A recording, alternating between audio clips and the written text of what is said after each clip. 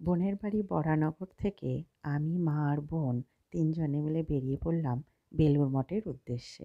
নদী পেরিয়ে আমরা চলে গেলাম বেলুড় মঠে। সেখানে কিছুক্ষণ ঘুরে তারপর আমরা একটু খেয়ে নিলাম। আমরা মাঝে মাঝেই বেলুড় মঠে আসি। তো স্বামীজির এই অপূর্ব নিদর্শন, এখানে বসে যেন মনে অসম্ভব একটা শান্তি পাওয়া যায়। কিছু খাওয়া দাওয়া করে নিলাম এবং দেখতে পাচ্ছেন বেলুড় মঠের এখানে খুব সুন্দর নিয়মকানুন অনুযায়ী খাওয়া দাওয়া হয় এবং পরিষ্কার পরিচ্ছন্ন। তারপর আবারও আমরা লঞ্চ ধরে গঙ্গা দিয়ে চলে এলাম কোথায় না আদ্যাপীঠে। এই আদ্যাপীঠে কিছুক্ষণ আমরা ঘুরলাম। তো আদ্যাপীঠে এসে দেখলাম এখানটা অনেকটাই ফাঁকা। যে পরিমাণে খুব গরম পড়েছে সেই জন্যে মানুষজন কমই এসেছে। তবুও আমরা চারদিকটা একটুখানি ভালো করে ঘুরলাম। ঘুরে দেখলাম মায়ের মন্দির এখন বন্ধ ছিল, তাই মায়ের মন্দিরে প্রতিমা দর্শন করা হয়নি। তবে আগে আমরা প্রতিমা দর্শন করেছি, এসেছি এখানেই অনেকবারই। তো আজকে শুধুমাত্রই সমস্ত জায়গা দেখে আমরা একটুখানি এখানে বিশ্রাম নিলাম। বিশ্রাম নেবার জন্য একটুখানি বসলাম। খুব জল পিপাসাও পেয়েছিল, তাই এখানে ঠান্ডা জলের জায়গা আছে। আমরা তিনজনে মিলে একটু ঠান্ডা জল খেলাম।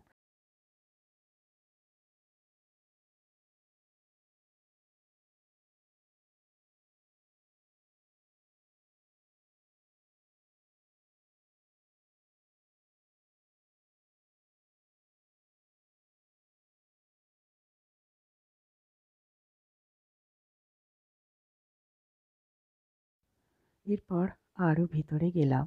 তখন সেখানে মায়ের কথা বলা চলছে। তো সেখানেই ভিড় বেশি। আমরা কিছুক্ষণ সেখানে বসলাম। তারপর মহাদেবের মন্দির বটতলায়, সেখানেও আমরা কিছুক্ষণ বসলাম এবং সেখানে আমরা কিছু কথা শুনলাম এখানকার সমস্ত পূজারীদের কাছ থেকে। শুনে আমরা আবারও চারপাশটা ঘুরে দেখতে লাগলাম। আদ্যাপীঠের পর আমরা চলে এলাম দক্ষিণেশ্বরে। তখন প্রায় বিকেল হয়ে এসেছে।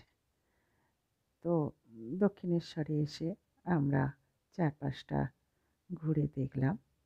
মায়ের মন্দিরে গেলাম, কিন্তু ভিতরে তো ক্যামেরা নিয়ে যেতে দেয় না, তাই ভিতরের ছবিও তোলা হলো না। চারপাশটা তাই ঘুরে ফিরে দেখলাম। আমরা এখন চলে এসেছি দক্ষিণেশ্বরে। দক্ষিণেশ্বরে মায়ের সঙ্গে বোনের সঙ্গে এসেছি। তো ছোটোবেলায় আমরা দু বোনেতে ভালো নতুন জামা পরে, একই জামা পরে বাবার সাথে গাজনের মেলায় ঘুরতে যেতাম। তো আজকে মায়ের সাথে একই জামা পরে আমরা ঘুরতে এসেছি দক্ষিণেশ্বর এবং অন্যান্য জায়গা। তো চলুন দেখি আর কোন কোন জায়গায় আমরা ঘুরবো। এই যে আমরা দু বোনে আজকে একই জামা পরেছি, কেমন লাগছে অবশ্যই কমেন্ট করে জানাবেন আমাদেরকে। আমরা চলে এলাম রানী রাসমণি মন্দিরে। রানী রাসমণি মন্দিরে ঘোরার পর আমরা চলে যাচ্ছি এখন গঙ্গার ঘাটের দিকে। অনেক গরমেও সুন্দর একটা আবহাওয়া, গঙ্গার হাওয়া সত্যি মনটা জড়িয়ে। পিছন থেকে শিব মন্দিরের ছবিগুলো তুলেছিলাম গঙ্গার ঘাটে যাওয়ার সময়। তারপর আমি গঙ্গার ঘাটে গেলাম। সন্ধে প্রায় হয়ে এসেছে, তবুও মানুষের ভিড় কমে না। প্রত্যেকেই এখানে আসছে, গঙ্গার জল নিচ্ছে, স্নানও করছে।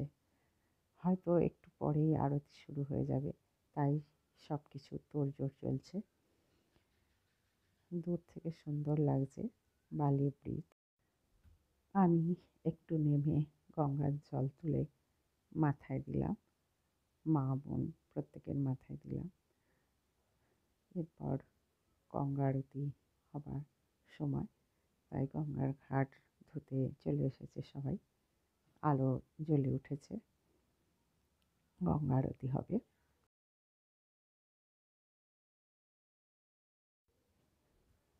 আরতি শুরু হয়ে গেছে, প্রচণ্ড মানুষের ভিড়ও আছে। প্রত্যেকেই ক্যামেরা বন্দি করতে চাইছে এই অপরূপ দৃশ্যটিকে। এরপর আমরা ওখান থেকে আবারও চলে এলাম মন্দিরের দিকে। অনেকেই, যেহেতু বৈশাখ মাস, সেহেতু গঙ্গার জল তুলে নিয়ে অনেকেই যাচ্ছে শিব মন্দিরে জল ঢালার জন্যে।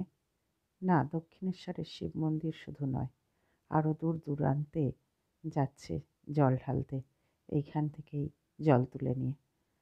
তো সত্যি দেখতে খুবই ভালো লাগছে।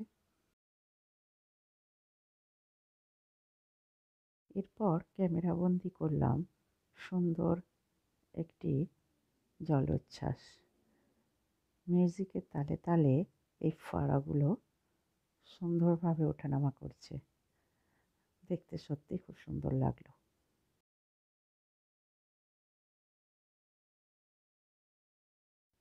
এবার আমাদের ফেরার পালা। দূর থেকেই মাকে প্রণাম করে আমরা রওনা দিলাম অন্য গন্তব্যের উদ্দেশ্যে।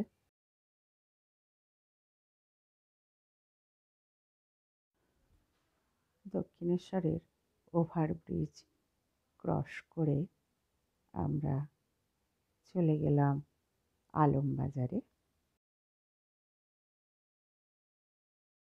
ওভারব্রিজের উপরেও অনেক দোকান আছে, ছোট ছোট দোকান, সুন্দর সুন্দর সমস্ত কিছু জিনিস বিক্রি হচ্ছে। আমি এই দোকান ক্রস করে নেমে পড়লাম ওভারব্রিজের ওপারে। নেমে সোজা হাঁটতে থাকলাম। এবার তিনজনে মিলে হাঁটতে হাঁটতে পৌঁছে গেলাম আলমবাজারেরই বাজার কলকাতায়।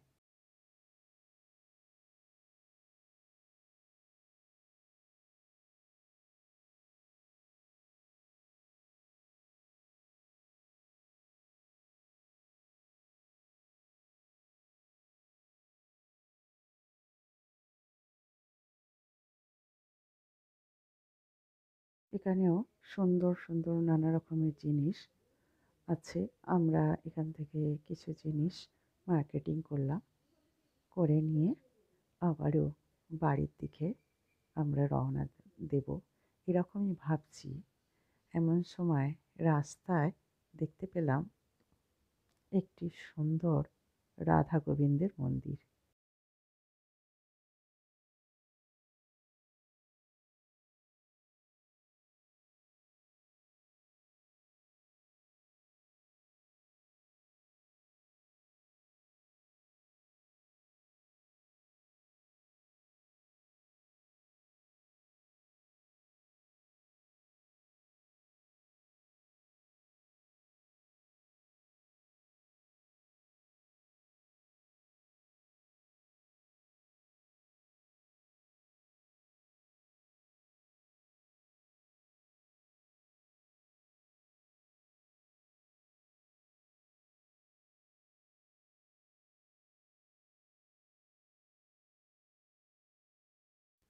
মাকে গাড়িতে তুলে দিয়ে আমরা দু বোনে নেমে পড়লাম সেই রাধা গোবিন্দের মন্দিরে।